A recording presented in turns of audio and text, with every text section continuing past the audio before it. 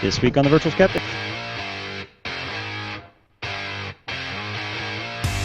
Bob is pretty cool, being that as it says. He has a real problem with real blood suckers. Barb is a little toolshed, where he made a sucker. Sad to see. I don't even know what that means. And Tim's eating Tim Tams at Tam. Apparently. I'm your host, Brian Gregory, and I've completely lost my groove. Beware the groove. Hi, this is Virtual Skeptics if you're watching. So what was Barb's? Yeah, I didn't hear anything that you said. The music was a little... I'm going to read it again, and I'll read it slowly because I have no idea. Barb is a little tool shed where he made us suffer. Sad Satan. Is that a... I know what that's about. Yeah? Yeah, I'm not We'll sure. get there. We'll get there. I think that's... is that something Bob backwards? being cute? I'm not sure. Wait, don't give it away. I'm not giving it away. Turn me on, dead man. Roof is... Yep. It's essentially this is a satanic show, and now it's out in the open. This is virtual Satanists, right? People were bound to find out. Okay. They always find out. Yes. So this is the show. We do stuff. We talk about stuff. It's gonna be cool. Trust me. Let me introduce the crew. But verify. Trust, but verify. This is Bob Blaskowitz, CSI's conspiracy guy, web columnist, blogger for Skeptical Humanities, and the Skepticality contributor. This is Eve Siebert, editor and blogger at Skeptical Humanities and contributor to Skepticality and Insight without an S at skeptic.com. And finally, Barbara Drescher, former psychology instructor, blogger at ICBS everywhere, and contributor to numerous skeptical projects, including Insight without an S at skeptic.com, and the odds must be crazy. And not currently here, but may be appearing at any time, randomly and unexpectedly, is Tim Farley, blogger at SkepTools and Insight without an S at skeptic.com, Skepticality contributor, creator of What's the Harm, and former Gilbert Fellow and roving Las Vegas reporter, apparently. Mm-hmm. Correspondent, yes. Correspondent, roving reporter. He is currently... And is everyone frozen? I'm not frozen. Are you frozen? We, just a warning, we are having various technical difficulties tonight. We blame not the service that's providing us this ability to do this, but something else on the internet is probably to blame and not Google. Right. So, moving along. What was the thing with the thing and the other thing that you were talking about before we did this stuff? Bob? We were talking about Satan, weren't we? Was it Satan or something else? else? Are they frozen? They're frozen. I think they're frozen. Well, okay then, moving on. We do a couple things at the beginning of the show, and I'm gonna do them, even though they're back. Hi. Well, Bob is. Apparently, referencing Google makes it worse. Yeah. Don't mention the company that shall not be named. All of the technical probably an difficulties algorithm. tonight, all of them are thanks to Yahoo. Okay then. Okay. Beginning of the show, we do a couple of things, including this, which is a trivia question. Who wants to do the trivia question since Tim's not here? Volunteers. I would do Bob's it. responsible for it. Okay, so Bob is what responsible. happened? What did Alex Jones do 15 years ago this very week? Did it involve yelling? Probably, and also lots of donuts. Probably. So Alex Jones is... Alex Jones, conspiracy theorist, loud guy. Oh. Barely. So he wasn't on Full House. Was not on Full House. No. Okay. To my knowledge. You can tweet that out because 5 people want to know. If you can get the question, the answer to that question in the form of a question, which you don't have to, but if you'd like to, that's great. Tweet it or with the hashtag Virtual Skeptics, or comment on YouTube, or you. That's about all you can do to answer the trivia question. If you have a question that you'd like to ask us during the show, if we can ever get our act together, we will use the Q&A app on Google Plus, and that Dude, will it's allow been us. 3 years. Yeah. The chances are slim to none at this That's point. true. It's pretty slim. But if you ask us a question via the Q&A app, and it's something that we feel like answering, because we're arrogant jerks, but that's okay. It'll still be fun. You put it on there, and we will answer it in a way that will allow us to tag the video so that people can find it later, because we know your question is going to be insightful and thoughtful and very interesting. Your questions are important to us. Yes, they are. And your donations, but that's something completely different. This is not NPR. The other thing I do every week, because apparently I like to do it, even though no one ever responds. Well, a few people respond. I'm kind of down because I put a lot of effort into this. It really takes a lot of my time to He stayed home from work today. Yes. You're far away, though. What? That's part of the thing, though. Right? I guess. I tell you what I'm gonna do. The next time I get a huge bonus, which is never, I'm going to buy 2 great big widescreen TVs and put them over each ear. Okay. So that you can see. Okay. There's 2 videos behind me. If you can guess what they are and post them, I will think that it's awesome, and I will still do this. I don't know. I will thank you. So there you go. That's the intro, and still no Tim, but who knows? Who's first? Me? Yep. Okay. The music. I need to do better music because that's I like that music. it's Perfect. annoying me and the robots. This section I like to call This Week in the Robot Apocalypse. This is where I describe things that are going on in the world with technology, specifically to robots and stuff related, and how they will eventually kill us all. Okay, I will stop with the voice. I got 2 things this week. One is this cool thing. I'm gonna go ahead and play the video. Mm-hmm. Here we go. Impact comparison. That's a robot. Unfortunately, it kind of one of those broke. But watch this. Boing. That was cool. It The jumped. hell? Yeah. Here's the slow motion. It's like $6 Million Man. See, this is even cooler. Watch it. It tilts over and then boom. Okay. This thing. This was a robot that jumps, and it's pretty clear that it jumps from that, and it jumps via an explosion, which it generates with both butane and oxygen, and it can directional jump based on it has those little 3 cups on the outside. Apparently, those can inflate to tilt it in a certain direction, and then it will jump via its little explosive jumps. This was developed as a research project by Harvard Microbiologics Laboratory and USC. It is 3D printed, and it's kind of 3D printed in a new way. It's a special 3D printer that allows them to do both rigid printing and flexible printing. So they can print the rigid structure of the robot, so they can mount the other parts on it, and the individual pieces that are the 3 things around the outside, which I have no idea what the name of those things are, and the main body of it is all printed out of flexible material, which allows it to do things like the jumping. The side pieces you can inflate those with air, and you can. The main body of it is like a suction cup, but not really a suction cup, but it kind of conforms to the ground so that it can do a combustion inside of it and allow it to jump. And it's very cool. So it's like lighting its farts. Essentially. Yes. Now, if we could combine this technology, It's cute.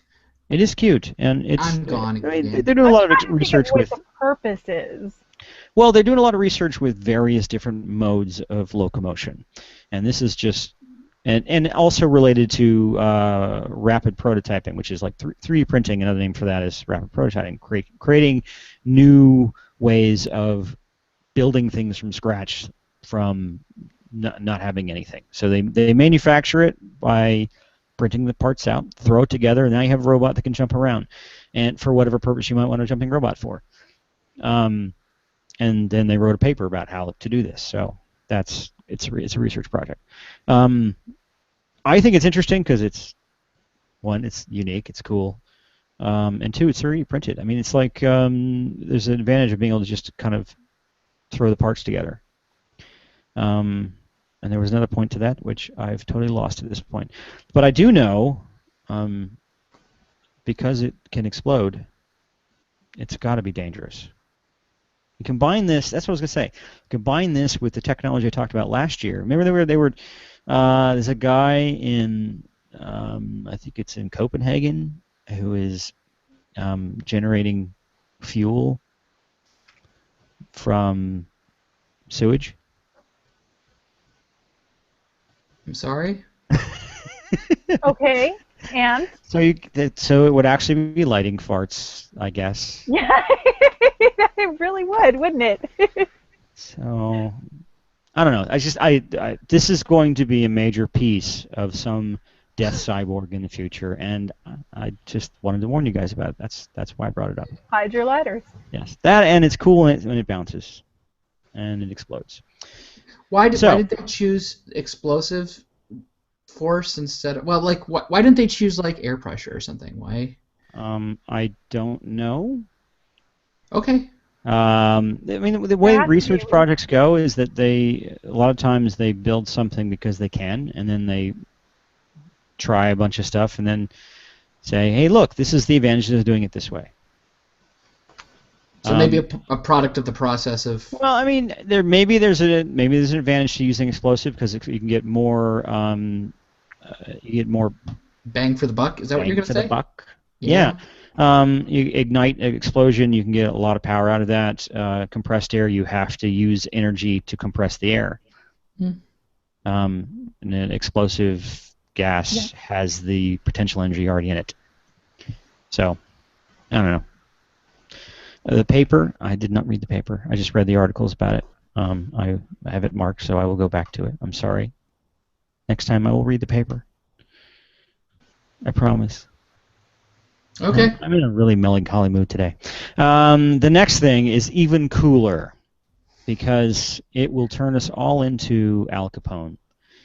Here we go. If you get that joke, I will really be impressed. This thing lays bricks. This is a computer simulation of the real machine. This machine does exist, one prototype, and their intention is to build lots of them and use them on construction sites. But this thing essentially feeds bricks up the arm there, and on the end of the arm, once we follow it, let's see, wait for it to follow up the arm. Tick, tick, tick, tick, tick, tick, tick. And near the end here, it's actually laying mortar on the bricks. Mm-hmm. And the robot arm places them in place. This thing is supposed to be able to build. Now, it didn't actually have detailed. It's not putting mortar on the sides. I know. This is a simulation. This is a simulation. Okay. So, and that what's showing right there is that is actually a laser rangefinder that's allowing it to tell where it is, so it can follow a plan.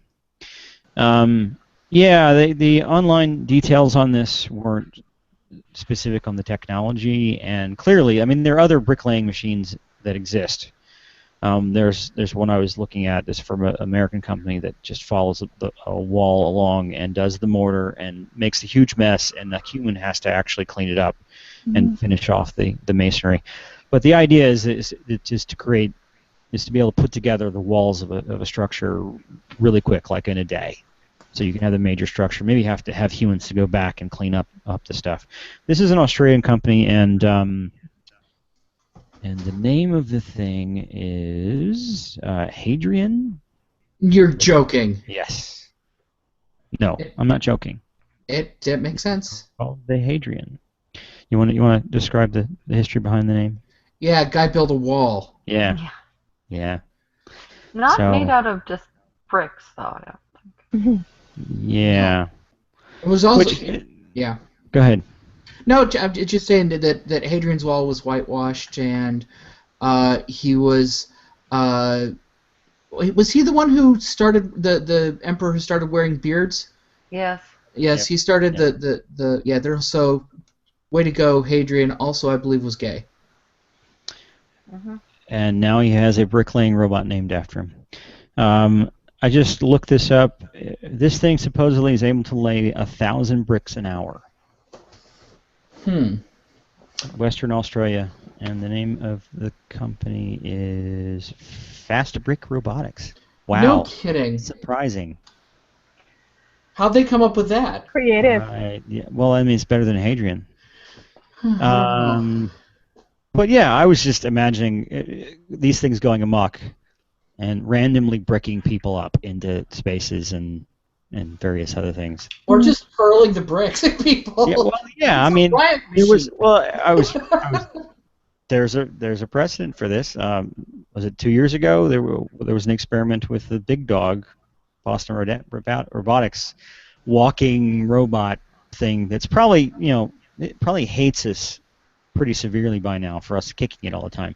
True. But they had an arm on it, and that was lifting up cinder blocks and throwing them. So, Why? that guy who does hate us already knows how to throw bricks. So maybe they can get together and have a powwow and talk about brick throwing and. Or can we make them fight each other? Or there could be just a really fast version of a cask of Amontillado. Just have the robot do it.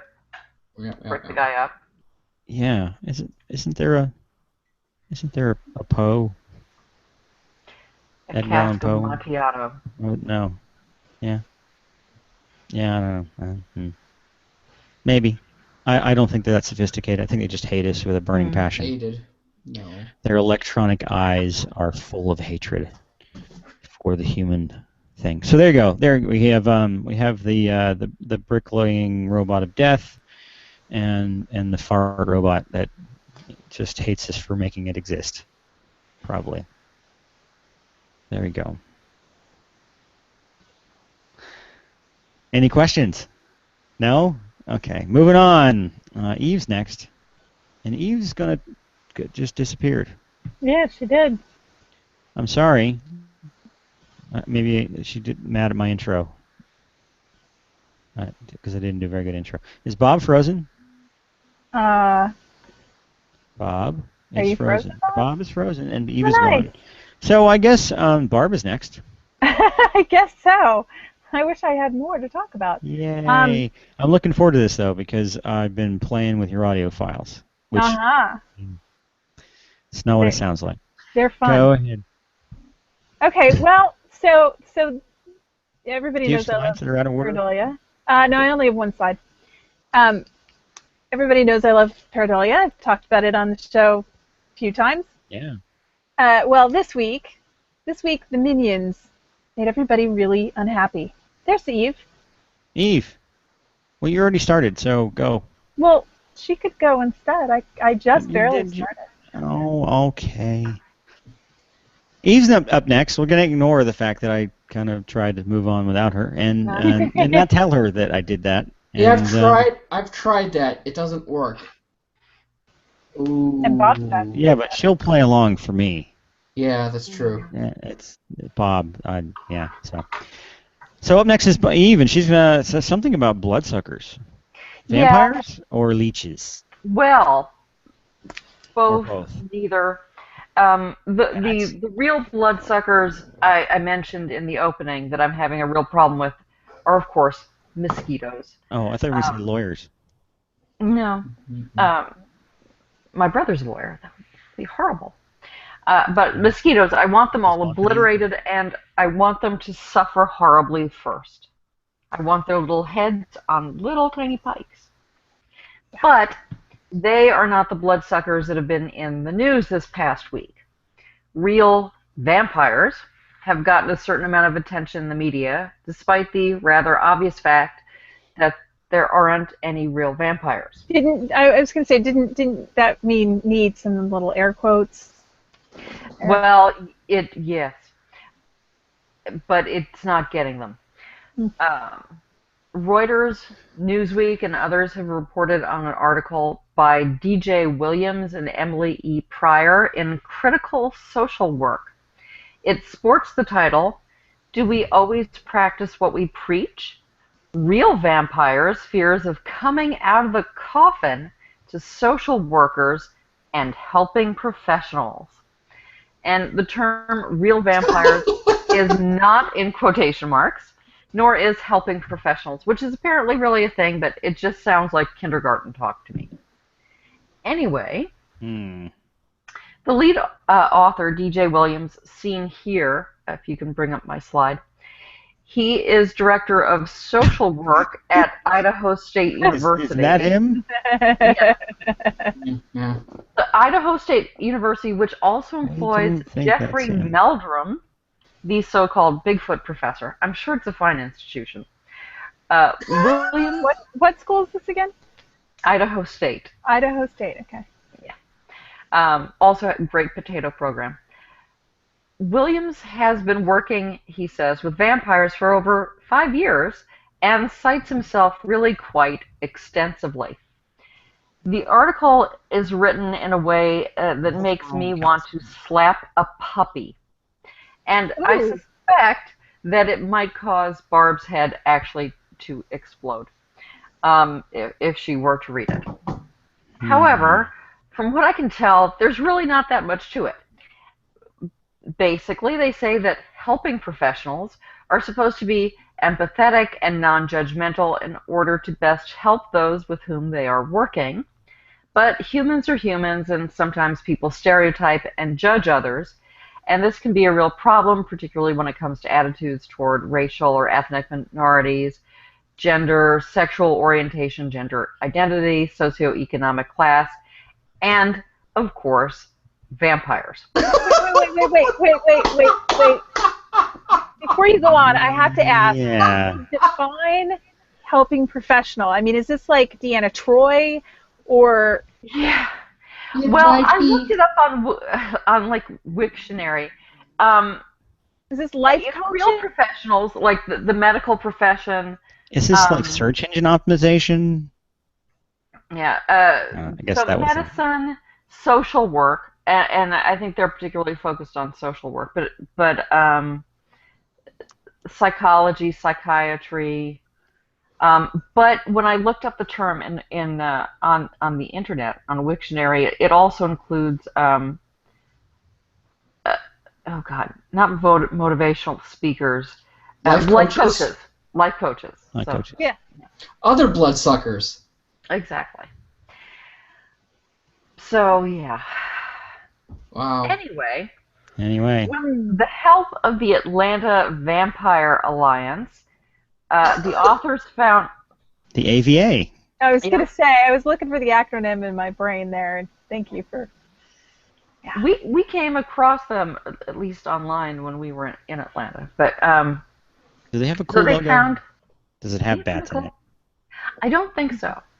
But it's pretty, I guess. They found 11 real vampires and asked them whether they would reveal their vampire identities to helping professionals.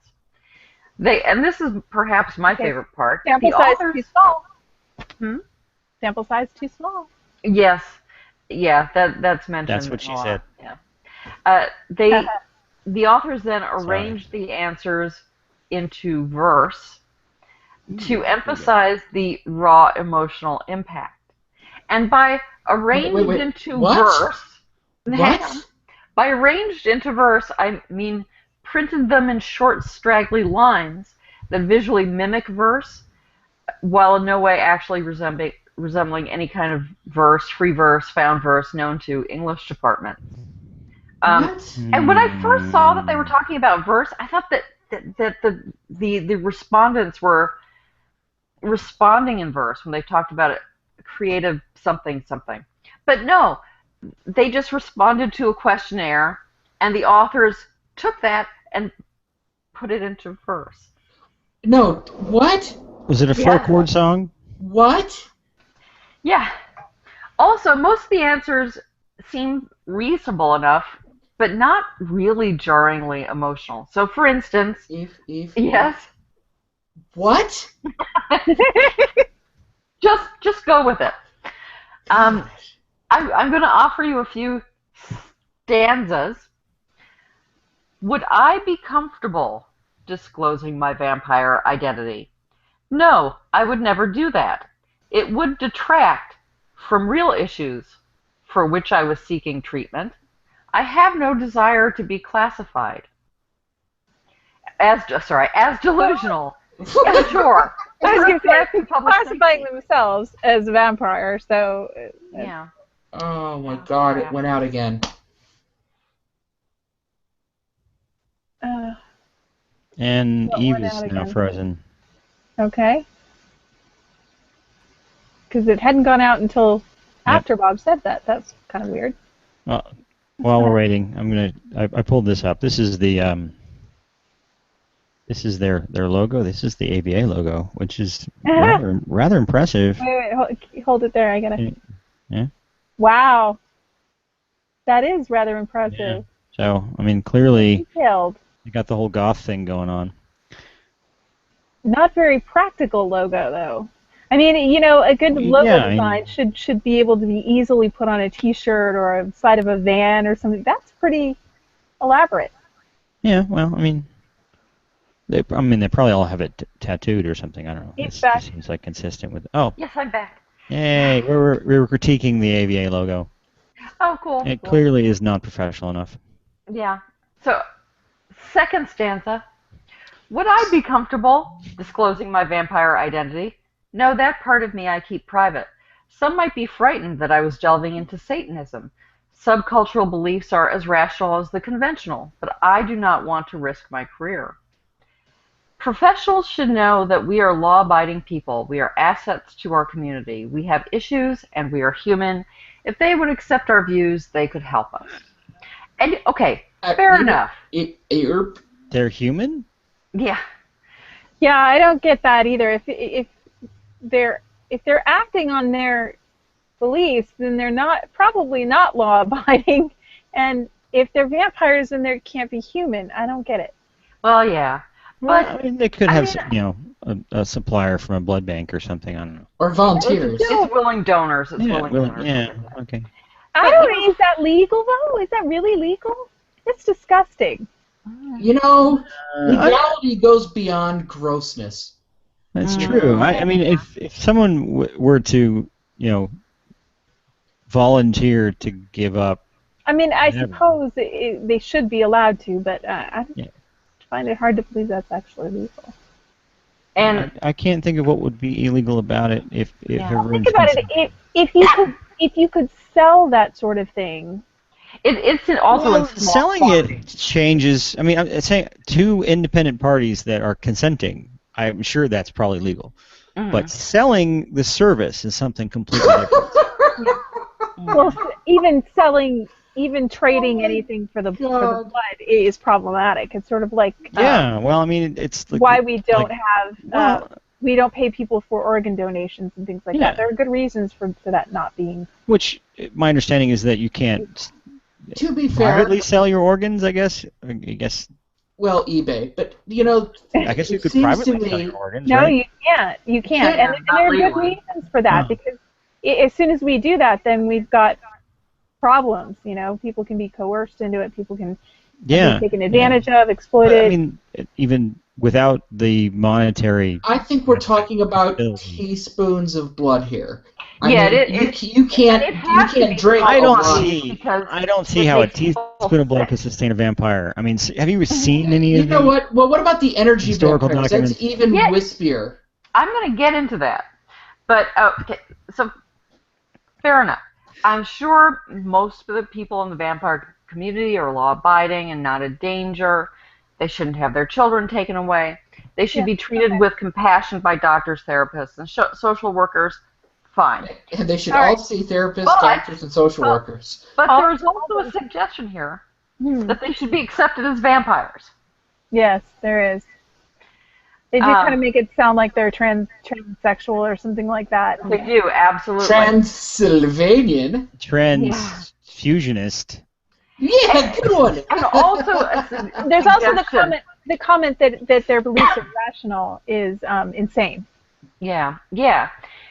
And it also really suggestion that it wouldn't be compassionate or empathetic for a professional to say to such a person, well, perhaps you're not really a vampire.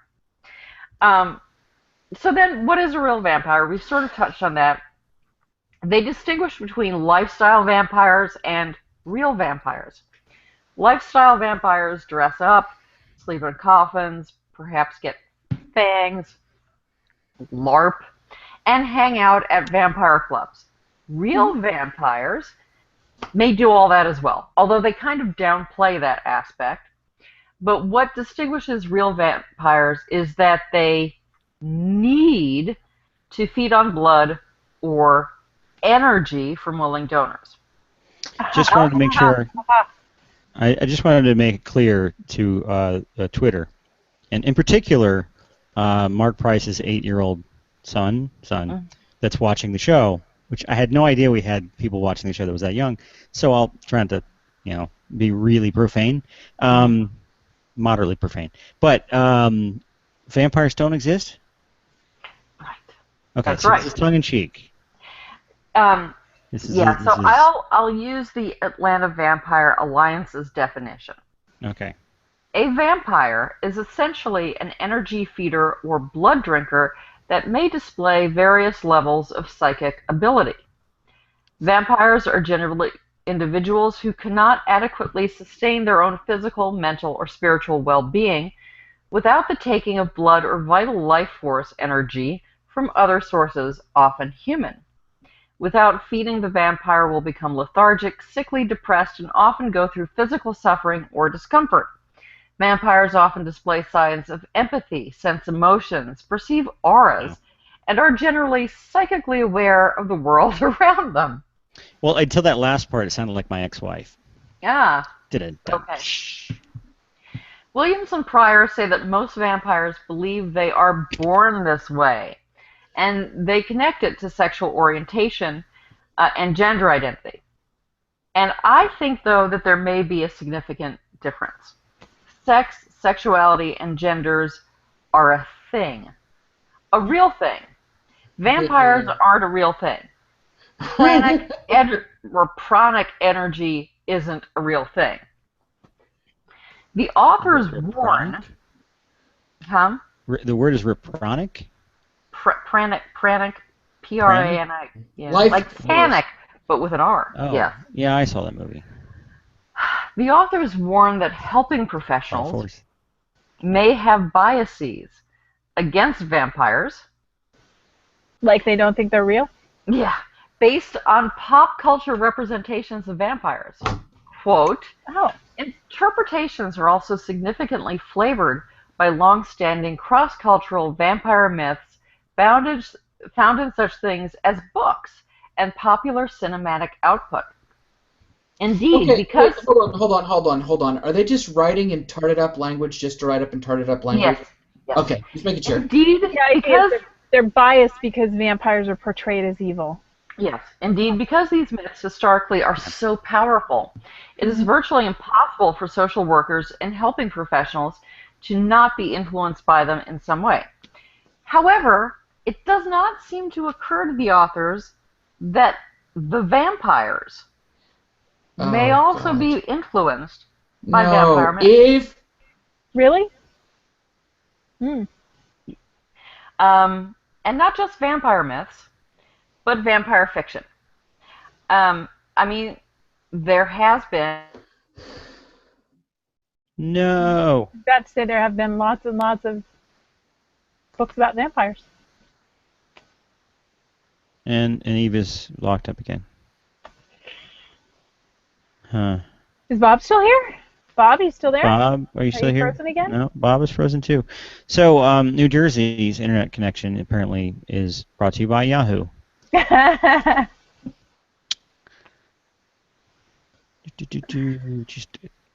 can sing while we're waiting Do do do do do do do. You've been watching a little too much Jeopardy? Do do do do do do do. I love the show. Yes. There we go. Hey. Damn it. Oh, did we both disappear, or was it just? You were both frozen. Yes, but Eve went first. Eve, please get the hotspot. I'll connect to that. Maybe The that'll free up. hotspot's on, Bob. Oh, okay. I'll be back. Just Barb, will you jump in every couple of 30 seconds or so and say something inane for me? Thanks. Okay, appreciate it. It's good that he knows his point. I don't know exactly when I dropped off. So they don't take into account the possibility that vampires are influenced by the vampire myth. Yeah. And of course, it's actually vampire fiction, not even vampire folklore, because in real vampire folklore, the most important thing isn't blood drinking, and it certainly isn't energy feeding, which is just totally made up. The most crucial aspect of vampires is that they're dead, and that they bring about death. They're animated corpses, stinking, rotting corpses. They don't have websites with a black background and white or red lettering, like the Atlanta Vampire Alliance. They're too busy being dead and causing death. So, to summarize, yes, self-identified vampires should be treated respectfully by doctors, therapists, and social workers. No, they shouldn't be viewed as criminals or dangers to the community. But that doesn't mean we have to accept them as vampires. The authors of this article, on the other hand, should be publicly shamed for felonious silliness and crimes against science and poetry. Thank you. Well Tell said. us how you really feel. Yeah. Yes. I was just trying to get through it at the end there. Yes. Because vampires are interfering with my with your energy? internet. Yes, they were sucking your energy. So, at what point in time did the vampire mythology transition from this undead creature, evil, stinky thing, to what you see in a lot of fiction, which is the sexy, controlling Dracula. But Dracula was not even the first one. Yeah. Le Fanu? John Paul. Yeah, to some extent, but John Polidori's the vampire. He was Lord Byron's doctor. They had a falling out, so his vampire is basically Lord Byron. But it was hugely successful. His novella was hugely, or I think it was novella, hugely successful. It was attributed to Byron. It came out of the same weekend where Byron and the Shelleys all got together and they were telling ghost stories, and Mary Shelley came up with Frankenstein. Mm-hmm. Yeah. So, it's sort of a gradual evolution. Even some of the things we think of as vampires aren't true of Dracula. Like he doesn't burst into flames during the day. There are other ways to kill vampire than with a stake. In fact, he's killed with knives.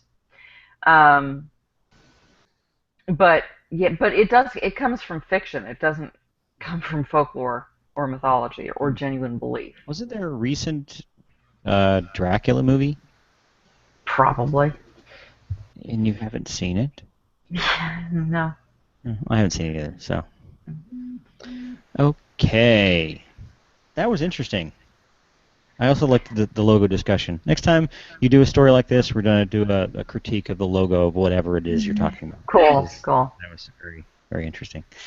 Thanks. Any questions online? There was...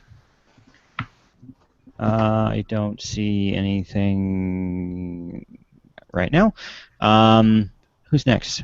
Bob is next. I guess. And he made the claim that he's pretty cool, but my understanding is that your place is not that cool, is it? It's New Jersey, so it's cooler than Vermont, I think.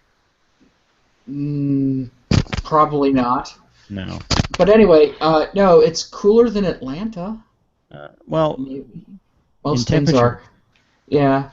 No, it's actually really nice out here in New Jersey. It's in southern New Jersey. It feels positively cosmopolitan compared to the cornfields where we are moving from.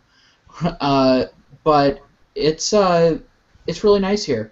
What city are you in? We're outside of Atlantic City. We're outside Absecon. Yeah. Absecon? Absecon. Okay. But so we're about not. So you guys could go gamble on the weekends, which is yeah. Yeah, we could go over the weekend. We could go to the Tropicana and pretend we're at TAM, and just see where everyone is and why there's an ocean. Yeah. Mm-hmm. Is there a Del Mar there? No. Which is a shame. So anyway, hi. Hi. This week I'm kvetching about climate change. Let's get some things out of the way. The Earth is warming up. It will be warming up for the foreseeable future. Deal with it. Okay? This is the premise of this entire thing here. The world is getting warmer. No, seriously, deal with it in some way. Yeah, seriously. Yeah, right. You should be fretting about this every stinking day, people. I think so. Yeah. I think this is going to be the it could easily be the defining, political initiative of the generation, I think. But so it's frustrating when you see a misleading article pasted for days at the top of your Facebook feed. So if you could bring up the first image, this is what I was seeing. Little Ice Age. Scientists' solar model predicts cold weather cycle arriving around 2030. What? Yeah, I saw that too. I didn't read it though. Yeah, it's really not worth it. But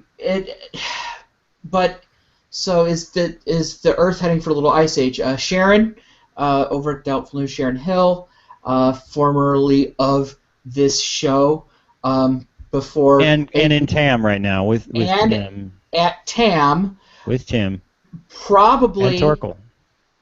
They're doing something against us, aren't they? I don't know. Okay, so anyway, she found an especially appalling headline which appeared at The Independent. Mini ice age coming in next 15 years, new model of the sun cycle shows. No, it goddamn didn't. The Gilded Burrito goes to a website inaccurately called Science Alert, which says, and could you bring up the next image? And this is the screenshot of the page.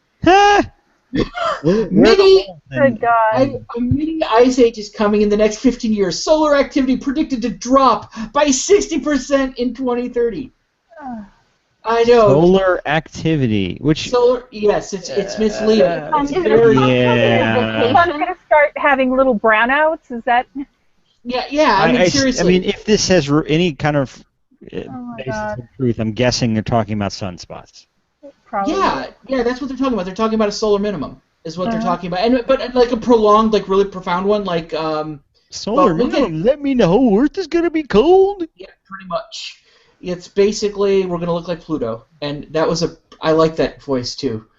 Is that rendering like from the day after tomorrow or something? What? I'm sorry, Barb. That rendering like a clip from the day after tomorrow or something? I was gonna say, what's I love the Jake Gyllenhaal? Where's Jake Gyllenhaal in the Wolf? The snowdrifts are up like 3 or 4 stories on the buildings there. It's unbelievable. Yeah.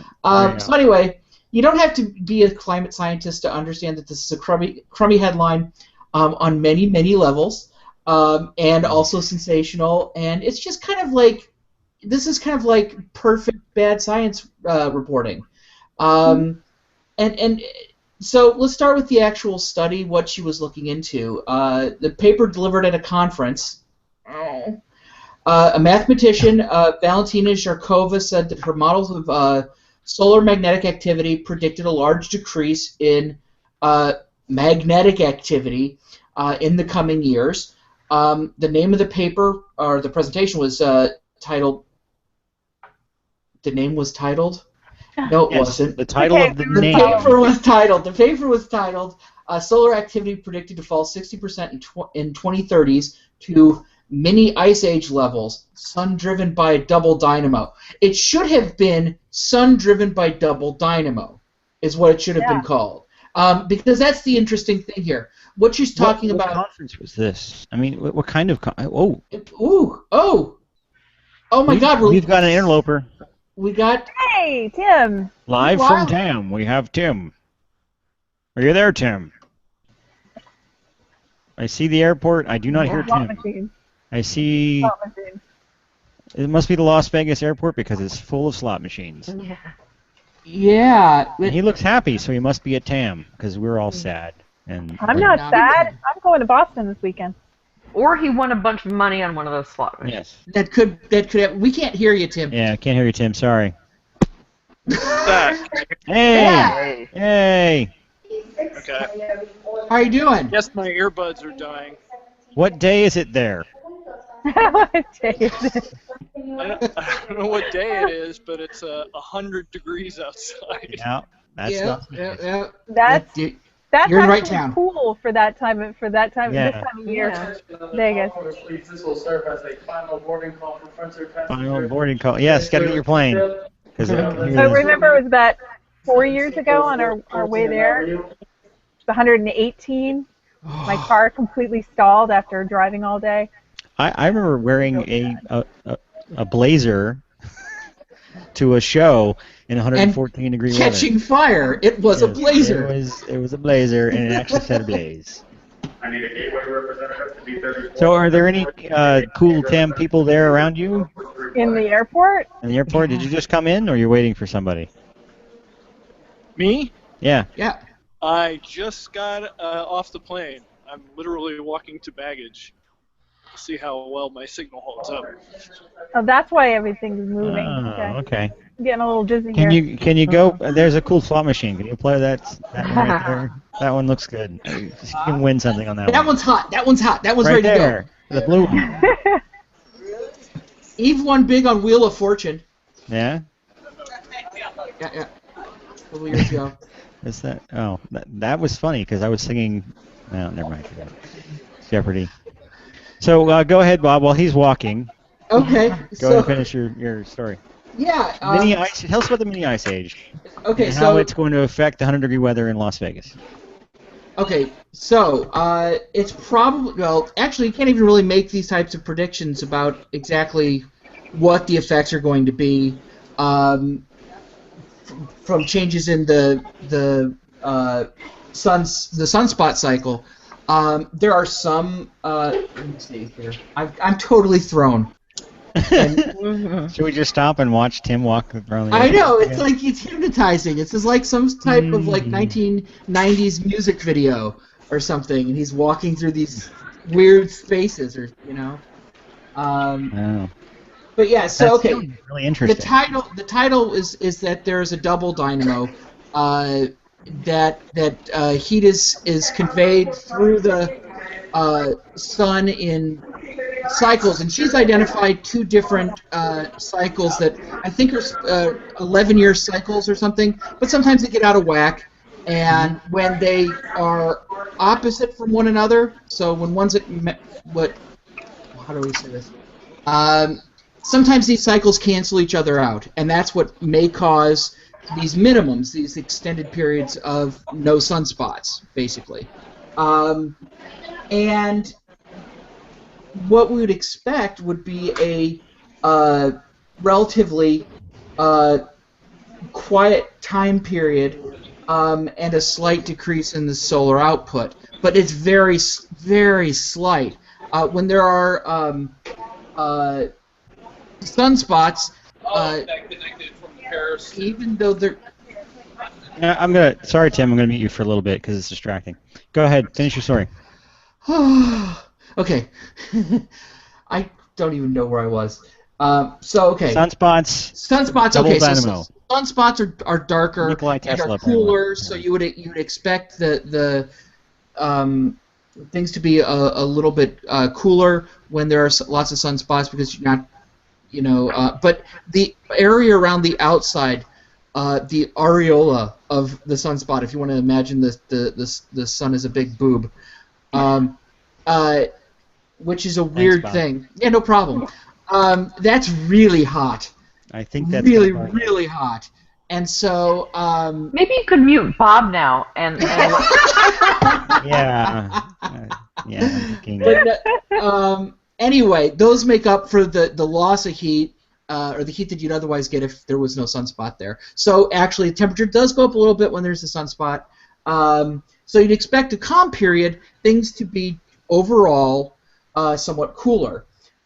So what's this mini ice age and how does it relate to sunspot cycles? According to the Telegraph, the mini ice age and sunspot cycles are linked. Quote, the Maunder minimum indicating low sunspot activity was the name given to the period between 1645 and 1715 when Europe and North America experienced very cold winters. This is really misleading. The term mini ice age did refer to a time period, but the dates for what exactly constitutes the mini ice age, it varies depending on who you're talking to. NASA will push it back as far as 1550 and then extends it forward into 1850, and then there apparently are like 3 major really chilly parts in that larger span. The Maunder minimum refers to a period of low solar activity, a solar phenomenon, not a cold period on Earth. And they only kind of roughly coincide.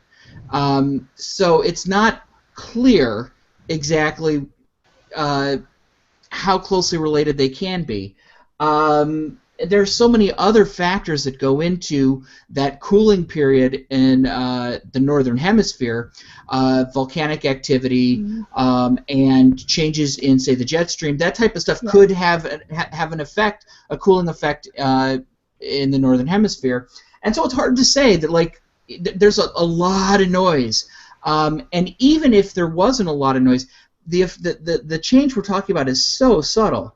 Maybe a degree. So it's really hard to hang an argument on that.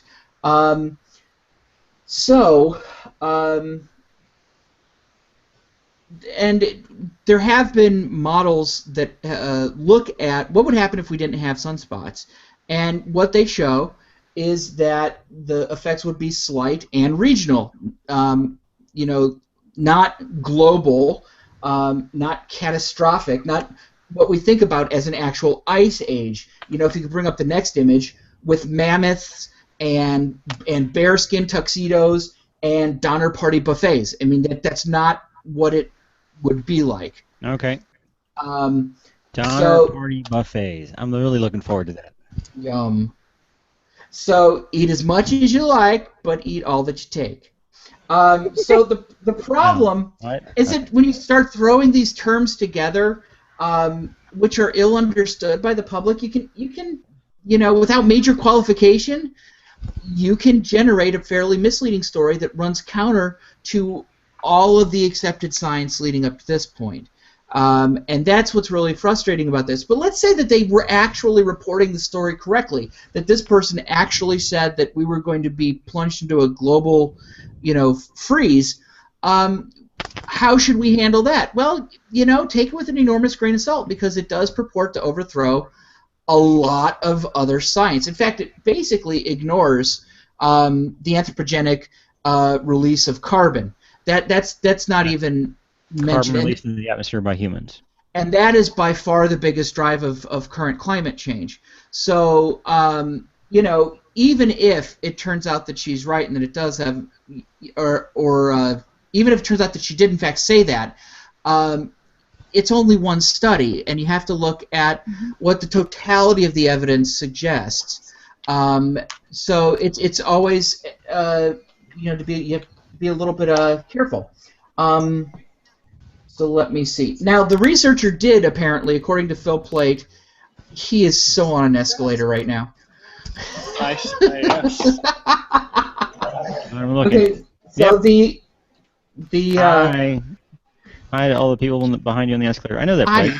I know exactly where he is in that. Yeah. All right, so Concourse D. Yay! The researcher seems to have mentioned in the interview the idea that the other planets are warming up. Therefore, the sun must be responsible for this. And this is interesting. You see this a lot in arguments by... Could you hit the mute again? Thank you. Yep. You see this a lot in climate-denying circles, like, well, you know, all the planets are getting warmed, therefore the sun is responsible for Earth's global warming. However, the sun over the last 50 years has gotten really slightly cooler, measurably less, I think the word was luminous. So what the hell? Also,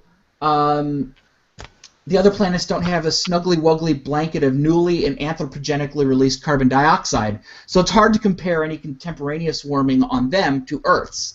The interesting thing to me is that this mathematician may have sussed out a new mechanism for low periods of sunspots. I think that's genuinely interesting stuff that astronomers and physicists would be really interested in. My understanding is that some of the most complicated math is actually about is working on magnetic fields inside stars. So this is the type of thing that you'd really need an actual mathematician to do. The inclusion of the little... No, I was just going to say, the Solar Dynamics Observatory is a satellite that went up 3 or 4 years ago, and has been taking tons of great data on the sun in many spectrum. So the amount of data we have on our own star is like huge right now. And over not a very long period of time, but at least over a longer period of time than we've looked at it before. So I'm sure there's lots of work in analyzing that data going on right now. So yeah, it's a shame that it's a boon for solar observation. Is getting muddled with all this other stuff. I mean, it's probably it seems kind of be a self-inflicted wound, really, by throwing in the Ice Age thing. Well, there's also if you're going to write a grant, you often have to say, well, how are we going to sell this, or how are we going to make this sexy, or how is this going to appeal to people?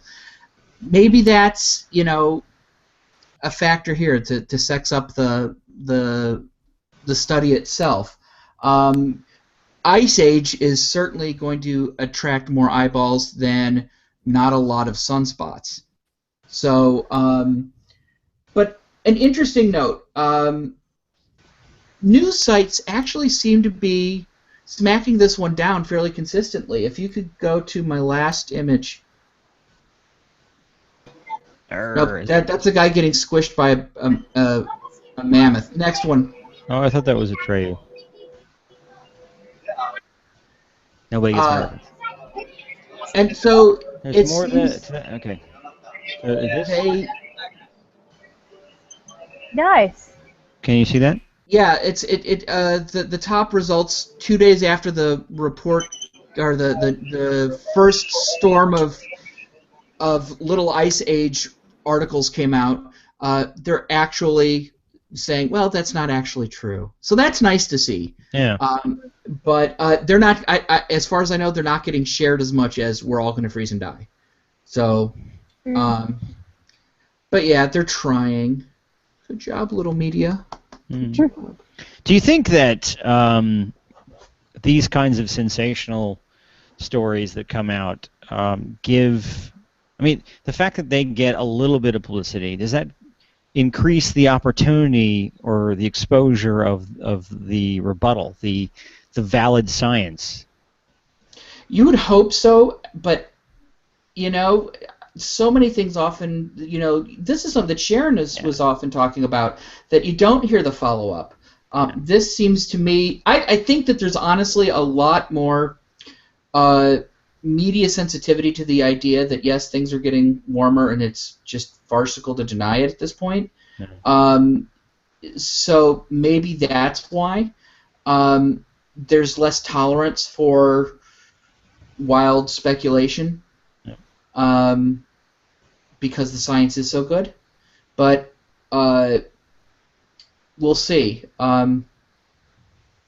Anybody who said that in 15 years we're going to hit an ice age deserves to be pointed at. Extraordinary claims require extraordinary evidence. Right. And one study is not going to be extraordinary evidence, or one paper. So yeah, I think that the consensus is saying something else. So I really do think that the media is starting to understand the climate change. I think, Yeah. but I've been proved wrong before. One time I was wrong. It didn't like it. I don't suggest it. Yeah. Interesting and frustrating. Thanks, Bob. Interesting and frustrating. Bob. Well, frustrating in a way that these kind of things keep coming back, and stories keep trying to push these ideas that are frustrating. But yeah, thanks for covering that pretty darn well. I'm going to move along because we're like at an hour already. So, yep. And I'm looking forward to Barb starting over again. Okay. Well, I barely started before, so. Yep. So I only have to repeat my one sentence. And now your slide is queued, so I can get that in there too. Yeah, but don't put it up yet. Nope, not gonna. So the Minions are pissing off parents. Tell me when to play.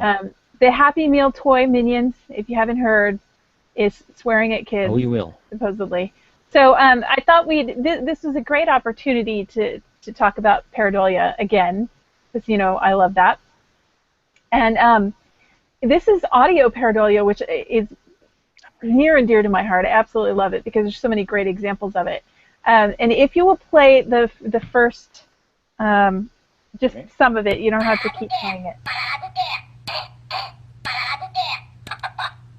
So that's a minion saying two different things. Does anybody know what they're saying? If you read about it and you know what it's supposed to be saying, don't say it. But he's clearly beatboxing. Yeah, I don't get it. It doesn't even sound like a minion to me. I mean, they usually kind of babble nonsensically, right? It needs a drum beat and a bass, and then it's all there. Eve, did you hear anything, or do you know what they're? It really sounds like absolutely nothing, but he wants to say what she said. Bob? Bob, do you know? I don't know, but I have an idea. What? It sounds like it's saying, "I'll be damned." No. Yes, that's one thing that he's saying. There's another one though. There are two sayings in there. Yeah, the one section to me is clearly what well, I'll be damned. Well, I'll be damned. And then yes. What There's an 8-year-old watching, so I'm going to go. So play it again now, and then listen for that. The people can listen for that, and maybe they'll hear it. Well, I'll be damned. Oh.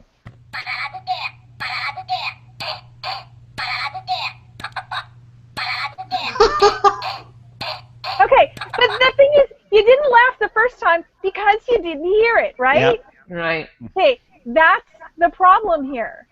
And that's what all the research shows, is that most of these things are things they're patterns that sound something like something, and so someone hears it. But most people don't hear it until it's suggested. And as soon as it's suggested, then you can't unhear it. You can't hear it as anything other than what was suggested to you because it was ambiguous to begin with. And I'm betting these minions are now pretty expensive on eBay. Probably. I don't know. But so you can Google these. Toys do this all the time because for several reasons. One is that a lot of them are nonsensical. Like the minions don't actually say anything. They say miscellaneous, gibberish. Teletubbies toys had the same problem because they were spouting gibberish. Baby toys often someone will come up with, this baby is saying something, swearing, or is making kids Republicans, or actually making kids liberal, or Furby's telling the FBI secrets.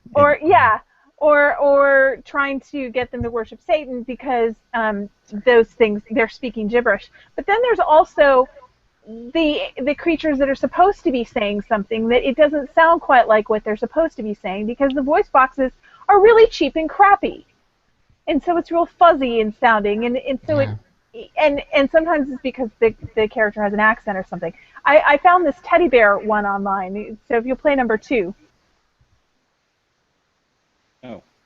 I'm not even sure what this is supposed to say exactly, but. If you're happy and you know it, walk with me.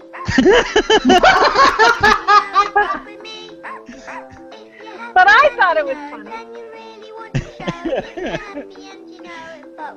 Bark with me. Bark with me. It's bark with me. Yes. Bark with me. Bark with me. Bark with me. Can that be our new theme song? Totally. I'm gonna save that one on. It's gonna be. That's. You'll start the show with that one. Or end it or something. Okay. Yep. So this is just pareidolia. This is very similar to visual pareidolia, and we had a good example of this earlier this month. If you will bring up the slide, Michael Jackson was apparently doing the moonwalk in a storm. Yeah. So I don't really see it. It looks a little more like Elvis Presley to me. I can sort of see it. And I think it looks like Elvis Presley in a white jacket and black pants. Mm-hmm. But yeah. Elvis never moonwalked. But the point here is that people don't hear it until, or even, well, sometimes you can see, like, especially if it's a face or something, but a lot of times even what you see you don't see unless somebody points it out. But hearing with audio, it's even more that way. And what makes these things really interesting is the way that people get so upset when children are involved, because they honestly believe that these things are deliberate. They believe that someone deliberately put cuss words or something like that in their children's toys because they wanted to screw with children. I don't know. One of my favorites to be in the Disney movies, for instance. Oh well, there are deliberate. There are some. Like there are some very. Because there's hundreds and thousands of people that hundreds and thousands, I should say, of people that work on these hundreds things. Of thousands. Hundreds and billions and billions. Thousands of people. So 1,100 people. Like hundreds of people working on one thing, like the design for a video jacket. Might include hundreds of people. A movie might include thousands of people. And so, yes, there are going to be those hidden little things that are deliberate, and they're usually phallic in nature. They're not. Yeah, but some of them aren't, though. Some of them aren't. Like the why are they usually phallic? Is there like a propensity to put fallacies in things, or? I don't know. I think it's just the people working there that want to get away with it. Phallic on virtual skeptics. People. And then some of them are not deliberate. Some of them are just, it just happens. But things like, the voice boxes in kids' toys, especially when it's so vague, it's not, it's clearly not deliberate.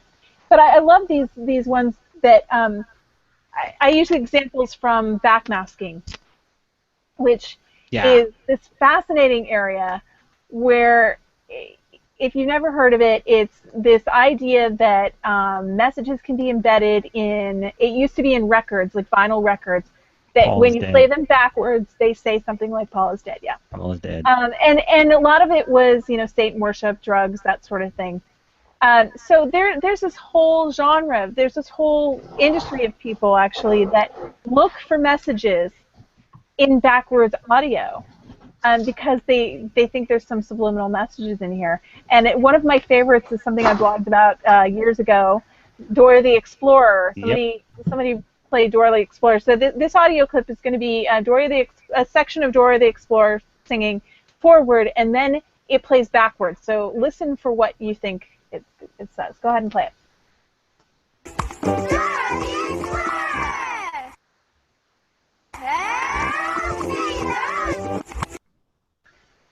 Anybody? I heard help me.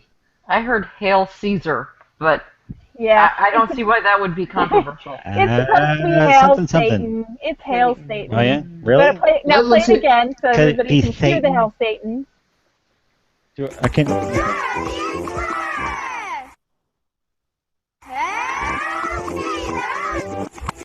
Hail Satan! No. Saint Narok or something like that. I don't know. Hail Saint.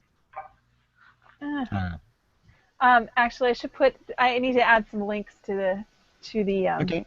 show notes to that one so that people can hear it for themselves. Yeah, so they can hear themselves. And a couple of Instead other of watching blog the posts. show over and over again, they wouldn't want to do that. Yeah. But I have another blog post that has the next I think it's the next audio clips in it too. So I'll have to put that in the show notes. Okay. And it's one that is about an Elmo toy that says something bad, and there's a video in it that the link is gone, probably because it was to a news thing, and it was many years ago. It was only the second post on my blog, I think, ever. So it's really old, and so that video is gone. But the rest of the post actually talks about pareidolia and audio pareidolia in particular, and goes into a lot more detail than I'm going into now. Okay. But these are some of my favorite ones that I love to use. So you may have heard them, especially if you've been to any of my workshops or Dragon Con talks. So I love to use these in my psych classes as well. The first one is, these come from, by the way, the whole backmasking industry. Is Queen's Another One Bites the Dust Forward. So go ahead and play that.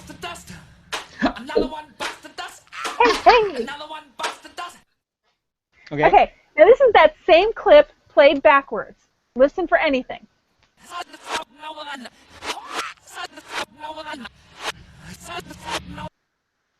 Something about no one? I don't know. Something about no one? Yeah. Did you hear anything, Bob? Eve? No one. That's what I heard, but yeah. Okay. I may have heard an F sort of a word. Nope. There's no swearing in it. Well, yes, you may have heard an F sort of word. Eve hears that everywhere. You may have heard fun. This time, listen for it's fun to smoke marijuana. Oh.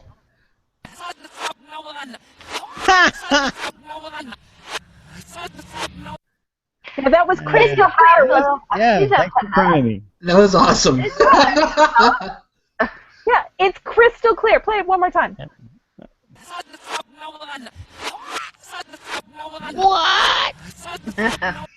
It is very clearly fun to smoke marijuana. Yeah. It very clearly is. Very clearly what? Yes. Purposeful? Nothing. Yes. No. It clearly is in many ways. Next. Okay. So the next one is something that this whole backwards search for messages is really interesting because it gets to be used in lots of ways. Like they're looking into political speeches and playing those backwards and looking for the hidden messages that the evil politicians are putting in there. And this next one, it has actually been used to prove that the moon landing was a hoax. Oh, really? This is Neil Armstrong, and it's going to be played forward. It's a famous clip, and then they'll play it backward and 3 times. So they'll slow it down. Okay. Okay. So that you can hear it clearly. One small step for man. One giant leap for mankind. Niagara, let fall. Niagara, let fall. Niagara, let fall. Did you hear anything? My hand is numb or Baseball. something. My hand is a baseball. Play it again. This time, listen for man will spacewalk. One small step for man. One giant leap for mankind. Niagara, let fall. Niagara, let fall. Never spacewalked? Man will spacewalk. Man will spacewalk because man isn't spacewalking right now. I still hear. Oh, for my hand is a baseball. F-word's sake. Yes.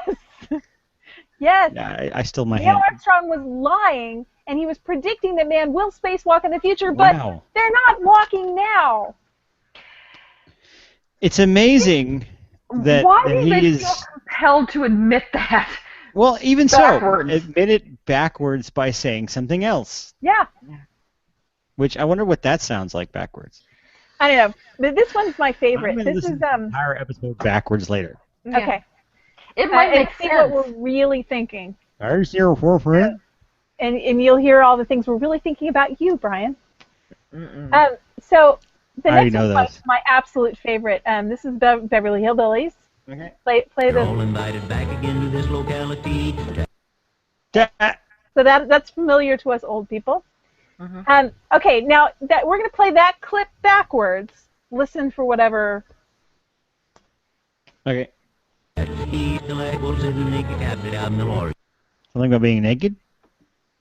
What was that? Something about being naked? Ooh, you got naked. Yes. I heard that too. Did you hear anything else? Okay. This time, listen for, he's the light bulbs and the naked cat, but I'm the morgue. What?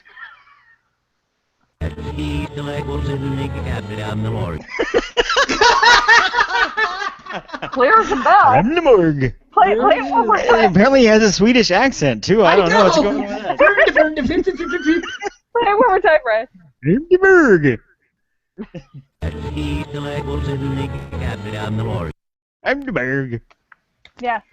So apparently the Beverly Hillbillies were on LSD or something. Oh my God. Well, backwards they are. Yeah. So they're on DSL, Yes. which is something completely different. There you go.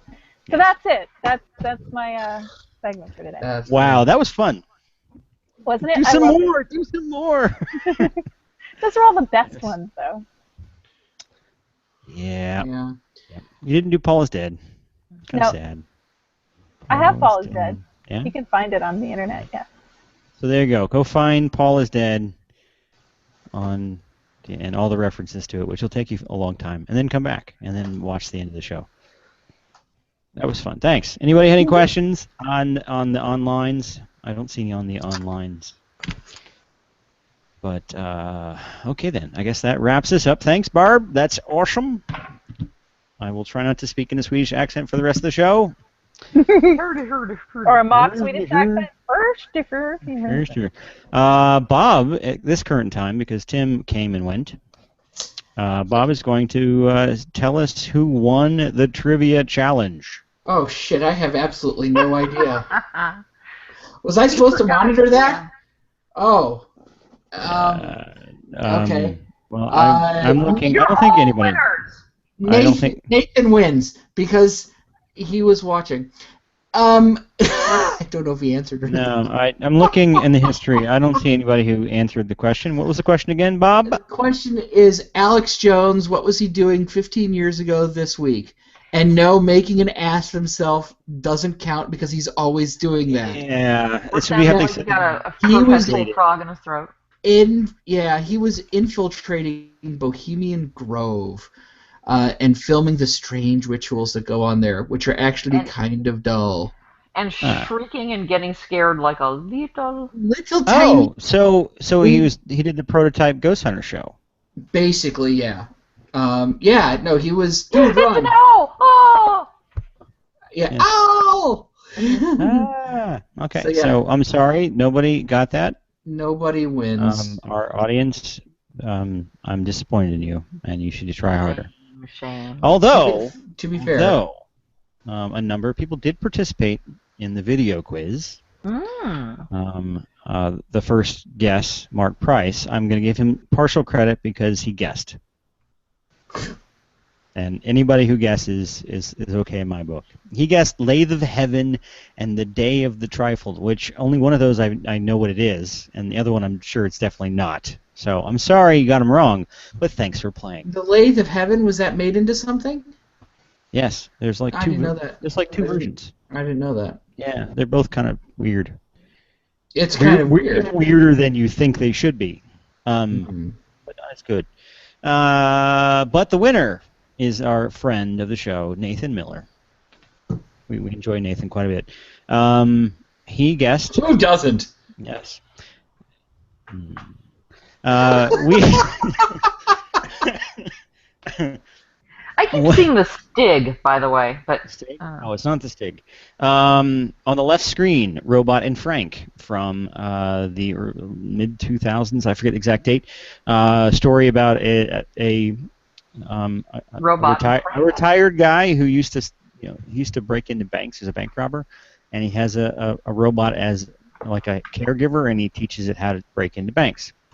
It's actually quite a cool movie. Go check it out. I enjoyed it. And the right screen is obviously the misnamed iRobot Will Smith movie with humanoid robots running around causing trouble in the brains and stuff like that. Nothing like the book, unfortunately. But there you go. Congratulations, Nathan. You are as awesome as you always are.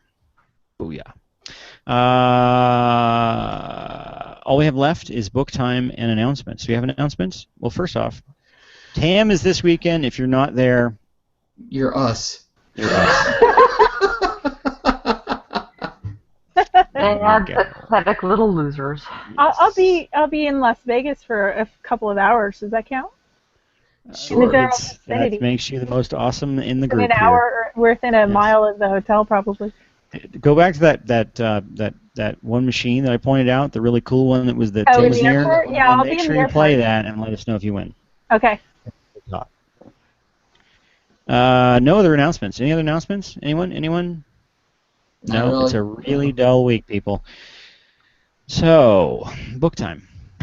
Who's got a book? I got a book. Go, Barb. I just need a break. And for that, I need a real talent agent, not one who just sends me out on commercials, but a legit agent who can send me out on auditions for something substantial. I need a speaking part at least, or a steady job at best, something to justify these years of effort that might then somehow eventually lead to an evening with Francis Banks at the 92nd Street Y. Most people probably picture receiving an award at the Tonys or giving their Oscar acceptance speech, but the 92nd Street Y is the place my father loves best, the place he always took me growing up, so it's easier for me to imagine succeeding there, even though I've only ever sat in the audience. That sounded familiar to me. Yeah, I've done this book on here before. Oh. Unfortunately, I'm still reading it. You didn't know we were supposed to do different books every week. Yeah, I know. But it could be periodical. It could be Wikipedia. We're allowed to use Wikipedia. God, it could be the back of a cereal box. I suddenly think about it until the last minute or so. So I kind of scrambled. Sorry. Okay, that's cool. Eve, you got a book? Yes. Of the remaining sounds, the components of speech, no two are ever identical, even when produced by the same speaker.